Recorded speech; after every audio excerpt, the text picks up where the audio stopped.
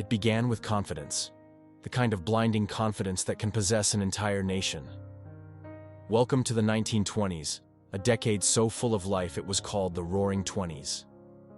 America was on fire. Factories were churning out goods at an incredible pace. Cities were lit up like never before, and Wall Street had become the new cathedral where people worshipped wealth. Stocks weren't just seen as investments. They were dreams printed on paper, tickets to a life of luxury. And everyone, absolutely everyone, wanted a piece of the action. From the taxi driver on the street corner to the school teacher in the classroom, people were pouring their life savings, their hopes, their futures into the stock market. They were all convinced that the party would never end. Newspapers proclaimed the dawn of a new era. Esteemed economists boldly declared that recessions were a relic of the past, something our grandparents dealt with, but we never would. Even the highest office in the land was caught up in the frenzy. President Herbert Hoover famously said that America was nearer to the final triumph over poverty than ever before. The optimism was infectious, intoxicating, and ultimately incredibly dangerous. Because beneath all that glittering prosperity, deep cracks were beginning to form. The market wasn't growing on solid ground, on real tangible value. It was floating on a sea of debt. This was the era of margin trading, a system that looked like magic but was actually a house of cards. Investors would put down just a little of their own money, say $1, and then borrow 9 more to buy stocks. As long as the prices kept going up, everyone was a genius. But the moment prices even hesitated, the entire illusion was designed to shatter. And yet, no one wanted to hear it. It's a strange thing about human nature. Sometimes the louder the warnings get, the more we choose to ignore them. There were a few voices of reason, a few people who saw the disaster coming. Economist Roger Babson was one of them. In early 1929, he stood before a crowd and delivered a chilling prophecy. Sooner or later, a crash is coming. And how did the world react? They laughed. They laughed right in his face. Newspapers mocked him, calling him the prophet of doom. Powerful Wall Street bankers labeled him unpatriotic for daring to question America's glorious ascent. It turned out that people didn't want the truth. They wanted confirmation. They wanted someone to tell them that their greed wasn't greed at all, but genius. By the middle of 1929, the stock market had detached from reality. Prices reached astronomical levels. Companies were being valued at 50, sometimes even 100 times their actual earnings. It made no logical sense, but logic had left the building. Euphoria had taken its place. The public had this deep-seated belief that they were protected. The Federal Reserve would step in. The big banks, the titans of Wall Street, would never let a real disaster happen. They had too much to lose. So, they willfully ignored the storm clouds gathering on the horizon. And the signs were everywhere if you just cared to look. Industrial output, the very engine of the boom, was starting to slow down. Consumer debt was piling up to unsustainable levels. And the Federal Reserve, the supposed protector, was actually raising interest rates, making all that borrowed money more expensive. But the crowd didn't care. They were hypnotized. For years, all they had seen were numbers going up. The illusion of easy prosperity was just too sweet, too addictive to let go of. What none of them realized, or perhaps what they refused to admit, was that they weren't investing anymore. They were gambling. They had placed a massive leveraged bet on the idea that the market would only ever go up. And as any gambler knows, in the end, the house always wins. The clock was ticking, and the madness of the Roaring Twenties was about to come to a spectacular, devastating end. October 24th, 1929. The morning began like any other on Wall Street. The air was buzzing with the usual energy of the Roaring Twenties, a decade defined by unstoppable optimism and the promise of endless wealth. But within hours, the unthinkable happened. The market, which had seemed invincible, started to break. It began with small declines, nothing too alarming at first. But these small dips quickly snowballed into a terrifying freefall. By noon, the ticker tape machines, the very pulse of the market, printing stock prices for all to see, fell hours behind. They simply couldn't keep up with the sheer volume of selling. The technology of the day was overwhelmed by human panic. Panic swept the trading floor like a wildfire. This wasn't just numbers on a board anymore. This was people's lives unraveling in real time. Seasoned investors, who had built empires on paper, screamed in disbelief. Brokers, caught in the middle, openly cried. Outside the New York Stock Exchange, thousands of ordinary people gathered, watching in stunned silence as their fortunes, their dreams, their futures vanished into thin air. This day would forever be known as Black Thursday. Billions of dollars in wealth evaporated before the world's eyes. Inside the exchange, chaos ruled.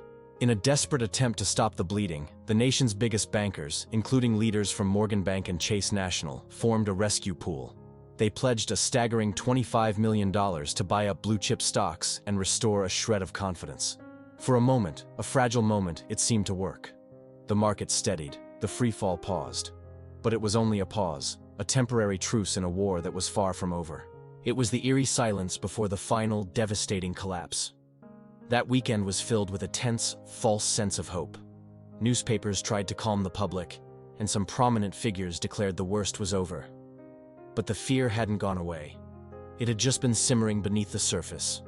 And then, 5 days after Black Thursday, the dam finally broke. October 29th, 1929, Black Tuesday. This was the day America's faith in endless growth, in the very idea of the American dream, finally died. The opening bell rang, and a tidal wave of selling orders hit the market, a wave so massive it dwarfed even the chaos of the previous week.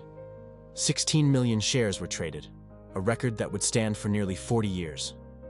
Most of these shares were sold at catastrophic losses.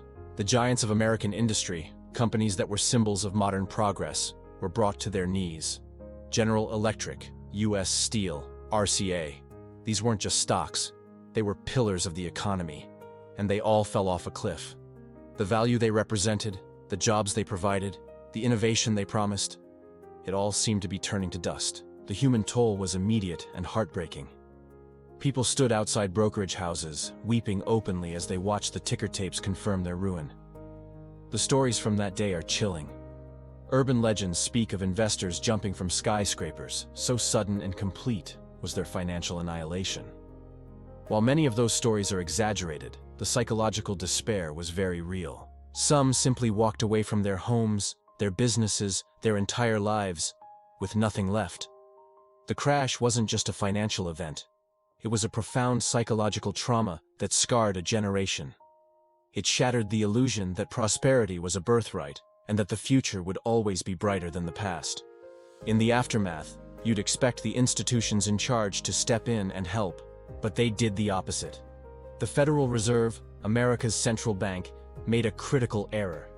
Instead of pumping money into the system to ease the crisis, it tightened credit. It made money harder to get, strangling the economy just when it needed life support the most.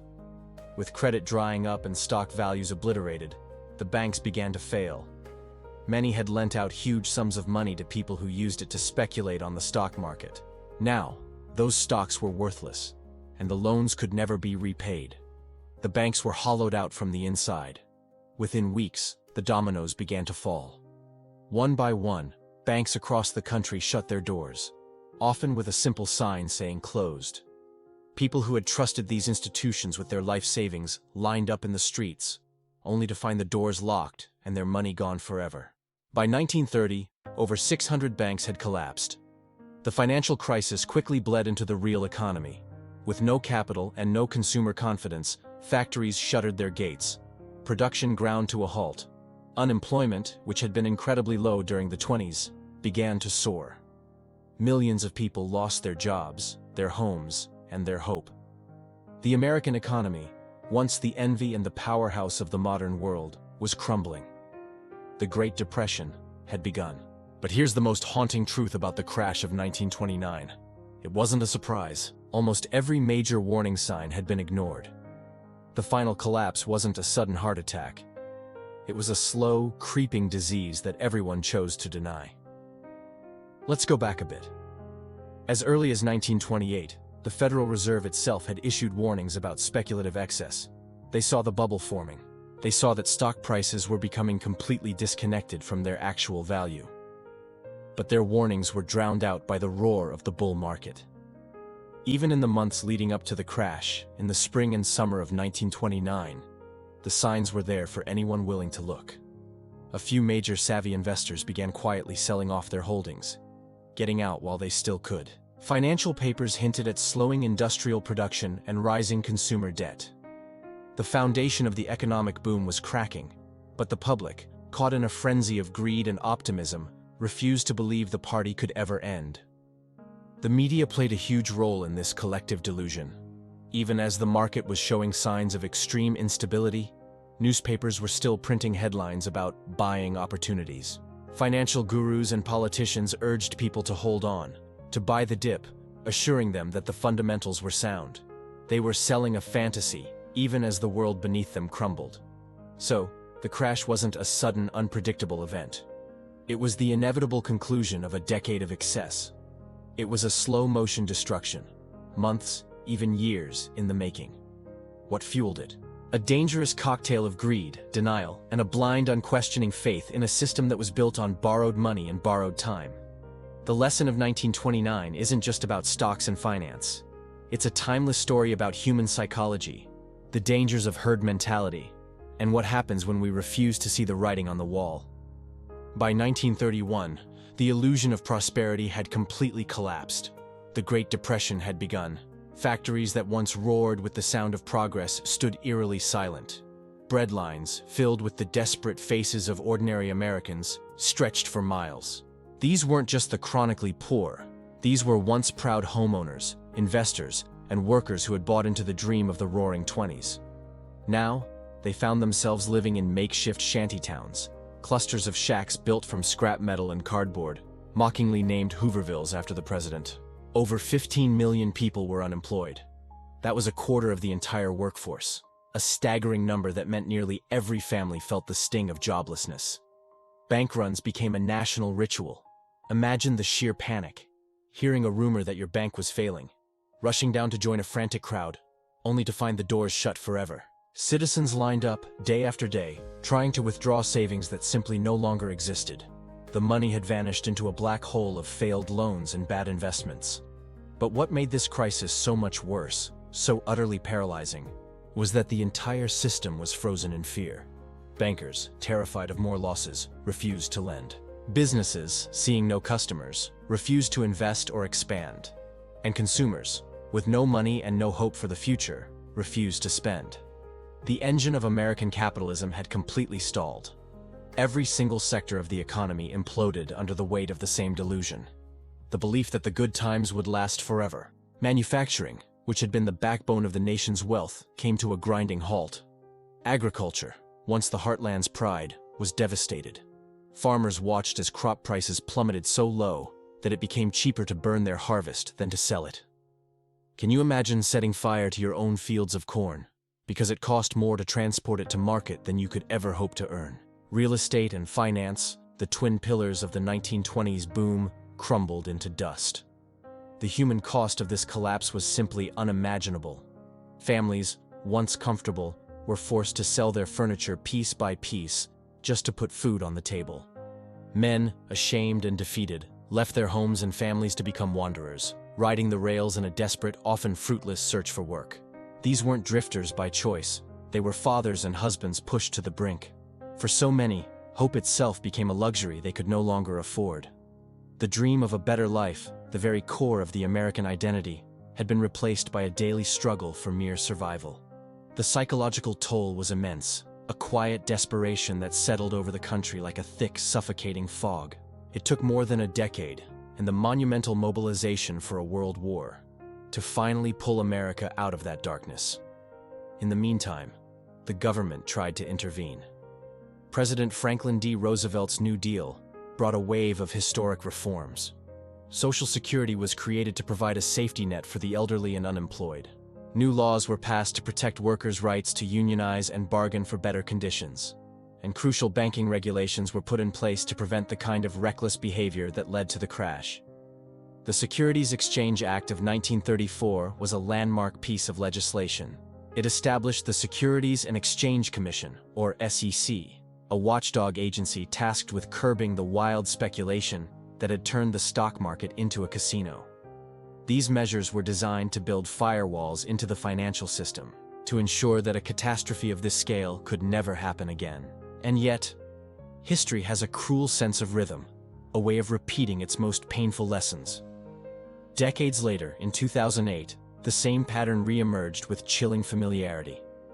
Once again, there was a revolutionary new technology. This time, the internet and complex financial derivatives. Once again, there was easy credit, with banks handing out mortgages to anyone with a pulse. And once again, a wave of euphoria swept the nation. A widespread belief that housing prices could only go up. Denial was rampant. Just as in 1929, the warning signs were there for anyone willing to look. And just as before, they were largely ignored by those who stood to profit the most. The lesson of 1929 isn't really about markets or economics. It's about something far more fundamental: human nature. We are wired to want to believe in the upward climb. We want to believe that the good times will never end, that the system is designed to protect us, and that we, personally, are too smart to fall for the same old trap again. But greed has no memory.